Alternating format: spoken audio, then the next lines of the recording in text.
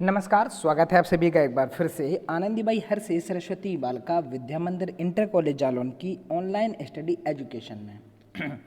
मैं धर्मेंद्र कुमार सिंह राजा सर, आज यहाँ पर जो विषय है वो मैं आपको पढ़ाने वाला हूँ केमिस्ट्री, ठीक है। और ये हमारी जो है वो कक्षा 10 की क्लास है। अगर बात की जाए लेक्चर की तो हमारा लेक्चर जो है बेटा वो 19वां है, ठीक है। इस चैप्टर का लगभग आज अंत है, यानी कि जितना भी थ्योरी पोर्शन था वो मैं यहाँ कंप्लीट करा दूंगा। इसके बाद में हम लोग करेंगे एनसीईआरटी क्वेश्चंस जो परीक्षा में या तो कभी पूछे गए हैं या पूछे जा सकते हैं, ठीक है। तो आगे चलते हैं। This is my YouTube channel. अगर आपने अभी तक इसको सब्सक्राइब नहीं किया है तो चैनल को सब्सक्राइब कर लीजिए। इससे होगा क्या कि जब भी मैं कोई वीडियो अपलोड किया करूँगा तो उसका नोटिफिकेशन जो है वो समय से आपके पास पहुँच जाएगा, इसलिए आपकी कोई भी वीडियो जो है वो मिस आपसे नहीं होगी, ठीक है। और घर रहें, सुरक्षित रहें और अच्छे तरीके से अपनी पढ़ाई को जारी रखिए आप सभी, ठीक। चलिए बेटा देखते हैं। बात की जाए कि आज हमको पढ़ना क्या है, तो आज हमको चौथा और लास्ट कंपाउंड पढ़ना है पीओपी, ठीक। अब बोले ये होता क्या है सर पीओपी, ठीक है। अक्सर आपने नाम सुना होगा कि घर जब होते हैं ना, बहुत सारी डिज़ाइन आपने देखी होंगी, जो छत होती है हमारी, है ना, उस पर डिज़ाइनें बनाई जाती हैं, ठीक है। तरह तरह की विभिन्न प्रकार की डिज़ाइन। अभी मैं आपको इमेज दिखाऊंगा, देख ही लीजिए पहले अच्छे से कीजिए। नहीं, यहाँ पर इमेज नहीं है, ठीक है। बस आप समझ लीजिए कि जो बहुत सारे छत पोर्शन होते हैं डिज़ाइन बनाई जाती है, ठीक है। तो उसमें क्या है कि यूज होता है वो बेटा पीओपी का होता है, ठीक है। ये एक सफ़ेद रंग का पदार्थ होता है जिसके बारे में हमको अभी पढ़ना है। तो जल्दी से शुरुआत करते हैं, क्या पढ़ना है देखिए। अगर मार्केट की बात की जाए तो इस प्रकार की बोरियों में या इस प्रकार की बाल्टी में आपको मार्केट में अवेलेबल हो जाएगी आसानी से, ठीक है। हाँ, और आपने देखा होगा कि जब हमें कभी पैर में चोट लग जाती है, हाथ पैर टूट जाते हैं किसी कारण से, ठीक है ना, तो फिर हमने उस पर प्लास्टर चढ़ाते हैं, जैसे कि आपको यहाँ पर दिखाई दे रहा होगा, दिखाई दे रहा है, ठीक है। तो ये जो प्लास्टर होता है इसमें बेटा यूज होता है, किसका यूज होता है, प्लास्टर ऑफ पेरिस यानी कि पीओपी का ही यूज किया जाता है यहाँ पर, ठीक है। और ये जो आपको वाइट रंग का दिखाई दे रहा है यही है पीओपी, ठीक। जब इसको पानी में डाला जाता है तो फिर ये सीमेंट की तरह कार्य करता है, ठीक है। सीमेंट की तरह क्या कार्य करता है, जब इसको पानी में डालते हो थोड़े समय अगर इसको रखा रहने दें तो शायद सीमेंट से भी जल्दी ये जम जाता है, इसलिए जिसको जितनी मात्रा में हमको घोलना होता है, जितना हमको यूज करना हो तो उसको उतनी मात्रा में घोलते हैं और फिर उसको दीवार पर जो यानी कि जो आपकी छत होती है उस पर डिज़ाइन बना देते हैं बहुत सारी, ठीक है। तो जल्दी से हम लोग चलते हैं।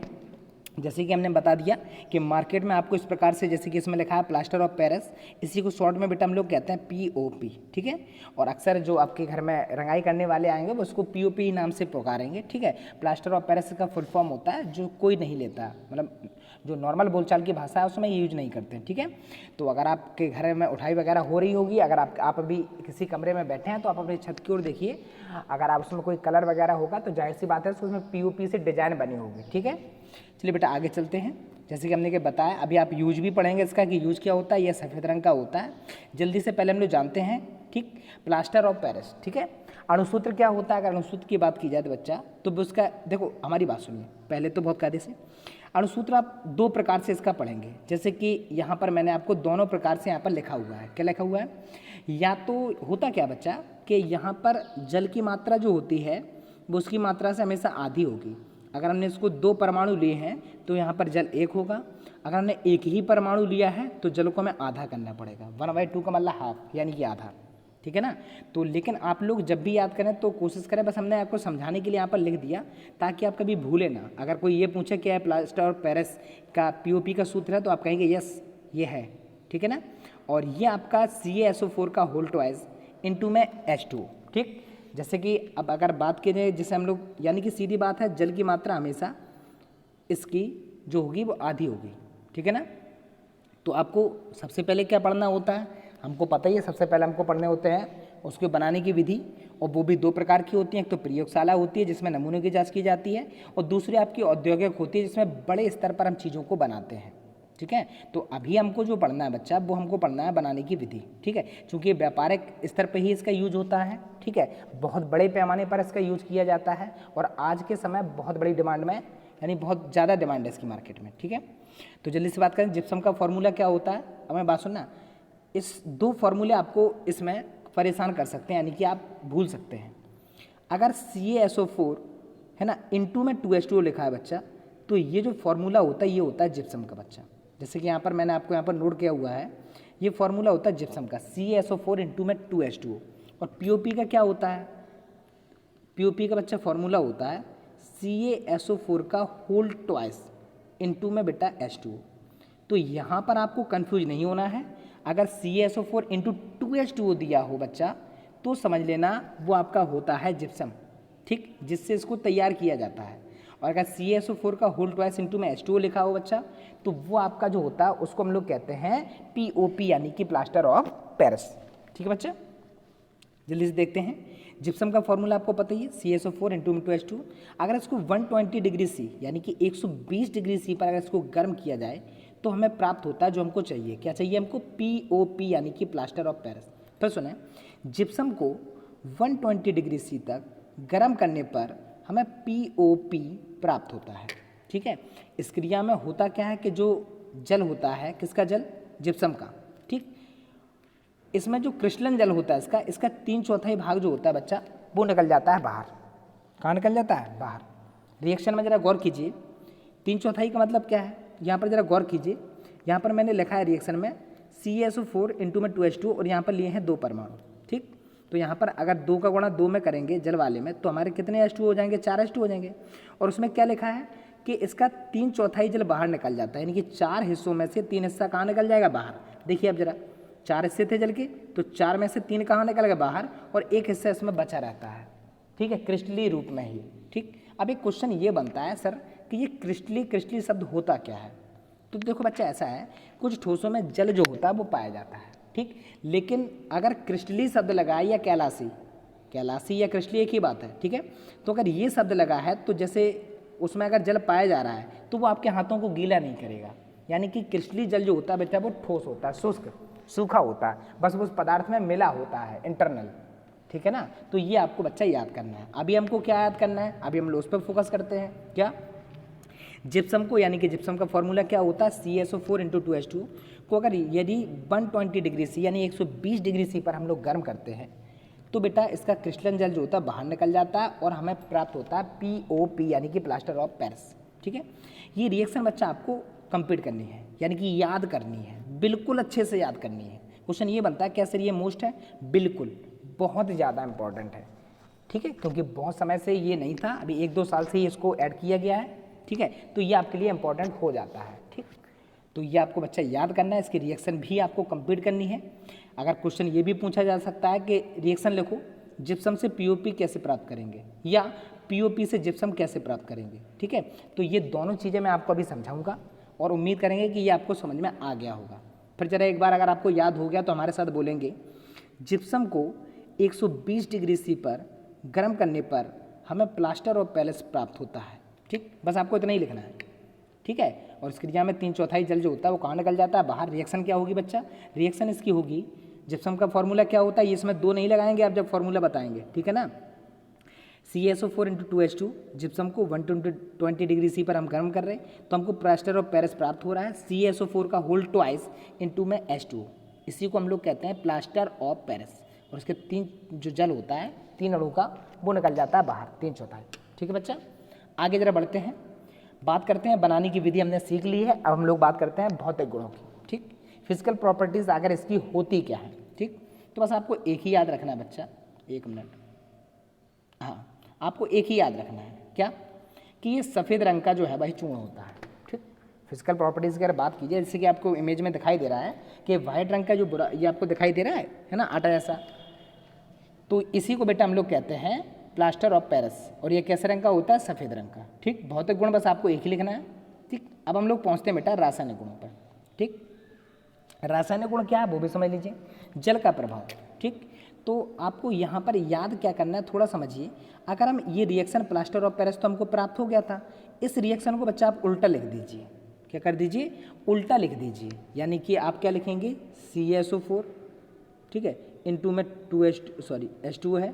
ठीक है, और प्लस के 3H2 यहाँ पर लिखा है, शायद आपको साफ नहीं दिख रहा होगा। अब देखिए थोड़ा, 1 मिनट इसको ऊपर कर दें। हाँ, यहाँ तो आप इस रिएक्शन को जल के प्रभाव में बता रहा है POP का फॉर्मूला क्या होता है?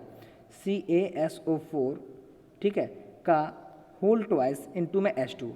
ठीक, और प्लस के जल में जब आप इसको घोल रहे हैं तो 3H2 लेंगे आप। एरो के बाद बच्चा हमारा क्या बनेगा?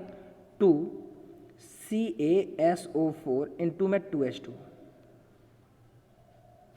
ठीक है।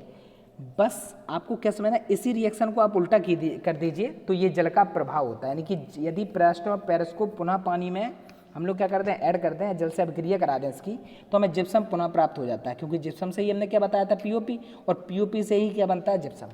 ठीक है, तो ये बेटा इसका जल का प्रभाव होता है जो आपको याद करना है। ठीक है, ये रिएक्शन आप लोग याद मत करना क्योंकि ये दूसरे तरीके से है तो आपको कन्फ्यूजन होगी याद करने में। तो बेटा आप लोग जो रिएक्शन इसमें क्या लिखेंगे, आप जल के प्रभाव में क्या होता है, प्लास्टर ऑफ पेरिस जल को सोख लेता है। ठीक है, भाषा आपकी बहुत ज़्यादा जरूरी नहीं है, बस मैंने आपको लिख दी है ताकि आप समझ में आ जाए आपको। ठीक है ना, लिखना है तो आप भाषा को लिख लीजिए। ठीक है, इस गुण के कारण ये जम जाता है ना, यानी कि जब इसको पानी में घोला जाता है तो थोड़ी देर बाद क्या होता है, पहले लिक्विड रहता है जैसे सीमेंट रहता है, फिर उसको हम लोग चराई कर देते हैं तो वो सूख जाता है। इसी के कारण इसके हम लोग छतों में इसकी डिजाइन बनाते हैं। ठीक है ना, और बाद में ये जैसे जैसे टाइम होता है ये मजबूत हो जाता है बहुत। ठीक है, तो ये आपको याद करना है। लेकिन रिएक्शन में बेटा आपको यही रिएक्शन जो है वो आप उसको उल्टा लिखेंगे। जल का प्रभाव में आप इसको इस तरफ लिखेंगे और इस वाले हिस्से को इस तरफ, बस हो गई, एक साथ हमारी दो रिएक्शन कंप्लीट होती हैं। ठीक है बच्चा, तो हम लोग आगे चलते हैं बच्चा। ऊष्मा का प्रभाव क्या होता है, अगर हम इस पर गर्म करते हैं तो क्या प्रभाव होता है इसका। ठीक है, तो यदि प्लास्टर ऑफ पेरिस को यानी कि पीओपी को 200 डिग्री सी यानी कि 200 डिग्री सी पर गर्म किया जाए तो इसका क्रिस्टलन जल निकल जाता है बाहर। ठीक है ना, और जो प्राप्त पदार्थ होता है वो मृत ज्वलित कहते हैं उसको। मृत ज्वलित का मतलब उससे जल जो है वो बाहर निकल गया, अब सूखा पदार्थ प्राप्त होता है। ठीक है, जब शरीर से आत्मा निकल जाती है ना तो शरीर मृत हो जाता है। उसी प्रकार से प्लास्टर ऑफ पेरिस से यदि जल को निकाल दिया जाए तो उसको मृत ज्वलित कहते हैं। जो पदार्थ प्राप्त हो रहा है यानी कि यहाँ पर जो कैल्शियम सल्फेट प्राप्त हो रहा उसको मृत ज्वलित कहते हैं। क्यों कहते हैं, क्योंकि हम किसके इफेक्ट पढ़ रहे हैं, हम किसके गुण पढ़ रहे हैं, तो आप कहेंगे सर पीओपी के। फुल फॉर्म क्या होता है, प्लास्टर ऑफ पेरिस। कितने डिग्री सी पर गर्म किया जाए, यदि इसको 200 डिग्री सी पर गर्म करें तो क्या होता है, इसका जो जल होता है ये बच्चा बाहर हो जाता है। फॉर्मूला क्या होता है पता ही है हमको, फॉर्मूला हमारा किसका, प्लास्टर ऑफ पेरिस का, CaSO4 इंटू में होल टॉइस इंटू में H2। ठीक, कितने डिग्री पर गर्म कर रहे हैं, 200 डिग्री पर गर्म कर रहे हैं।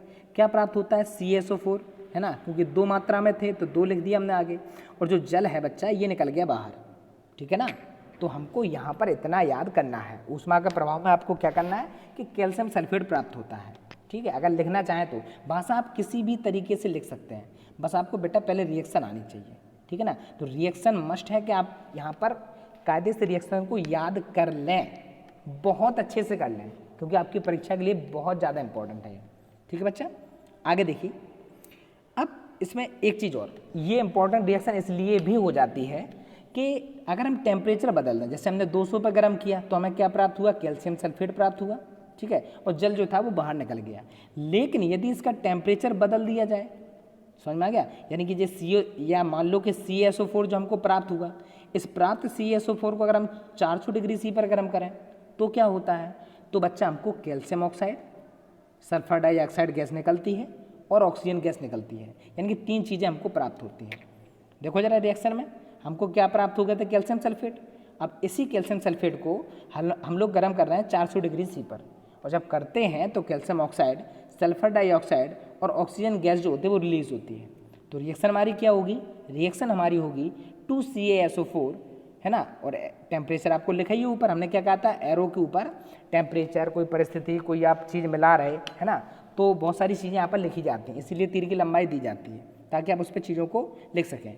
तो कैल्शियम सल्फेट को जब हम लोग गर्म करते हैं कितने डिग्री सी पर, 400 डिग्री सी पर, तो 2Ca यानी कैल्शियम ऑक्साइड, 2SO2 यानी कि सल्फर डाइऑक्साइड और ऑक्सीजन गैस जो होती है वो रिलीज होती है।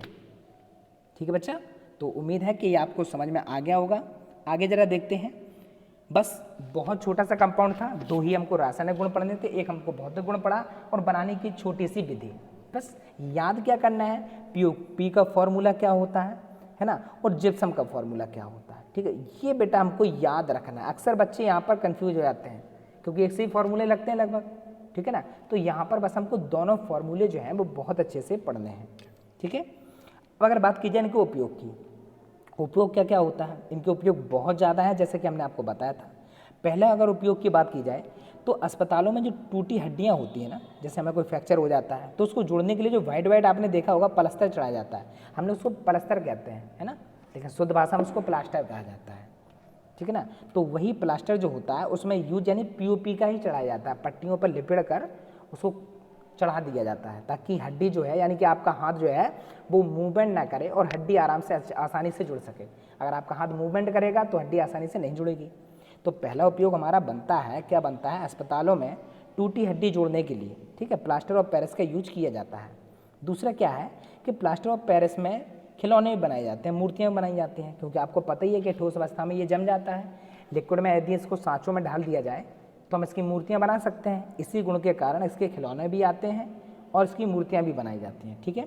अगर हम बात करते हैं तीसरे उपयोग की, तो चौक बनाने में। चौक आप लोग जानते ही हैं, अक्सर जो पढ़ाई होती है स्कूलों में चौक के द्वारा ही होती है। हम लोग ग्रीन बोर्ड या आपके ब्लैक बोर्ड होंगे स्कूल में, है ना, तो वहाँ पर आपको इसी चौक से लिखा जाता है, ठीक है, खड़िया जिसको हम लोग कहते हैं, उसे बनाने में होता है। कागज़ के कारखानों में भी इसका उपयोग किया जाता है, जहाँ कागज़ बनते हैं वहाँ भी इसका यूज किया जाता है। पाँचवीं की अगर बात की जाए कि दांतों के प्लस्तर बनाने में भी इसका उपयोग किया जाता है। कभी कभी दांत झड़ जाते हैं ना, टूट जाते हैं, तो लोकल फर्जी दांत लगाए जाते हैं, ठीक है, वहाँ भी बच्चा यूज होता है। किसका यूज होता है, प्लस्तर का, यानी कि जो आपके नकली दांत लगाए जाते हैं वहाँ भी यूज होता है प्लास्टर ऑफ पेरिस यानी कि पीओपी का, ठीक है। आगे जरा देखते हैं, ये कुछ जो क्रिस्टलीय जल हम लोग बार बार कर रहे थे, यहाँ पर एक क्वेश्चन क्या बनता है, क्या लवण के क्रिस्टल वास्तव में शुष्क होते हैं यानी कि सूखे होते हैं। तो पहले तो समझ लीजिए, क्या समझना है आपको, कि कैलाशी या कैलासन जिसको जल कहते हैं ना, किसी लवण के सूत्र में उपस्थित जो जल के अणुओं की संख्या होती है उसी को बेटा हम लोग कहते हैं कैलाशी या क्रिस्टलीय जल। मान लीजिए हमने कोई लवण लिखा CuSO4 और इनटू में बेटा हमने लिख दिया 5H2, ठीक। वैसे ये कॉपर सल्फेट का फॉर्मूला होता है, अगर इसमें H2O की मात्रा लगी है 5H2 तो इसे नीला थोथा कहते हैं। क्या कहते हैं, नीला थोथा। आई एम श्योर कि आपने 9th में इसको जरूर पढ़ा होगा, है ना कभी आपने ये फॉर्मूला पढ़ा होगा, कभी ना कभी तो है, ठीक है, लेकिन पिछली क्लास में ही आपको कुछ हिंदी नाम पढ़ाए गए थे, ठीक है। उन हिंदी नामों में फिटकरी के थे, मोहर लवण था हमारा, है साधारण नमक है हमारा, सिंदूर है हमारा, तो कई सारे ऐसी 20 से 25 सूत्र जो हैं वो हमको कक्षा 9 में पढ़ाए गए हैं। अगर आपने नहीं पढ़े हैं तो एक बार ज़रा देख लीजिए, ठीक है।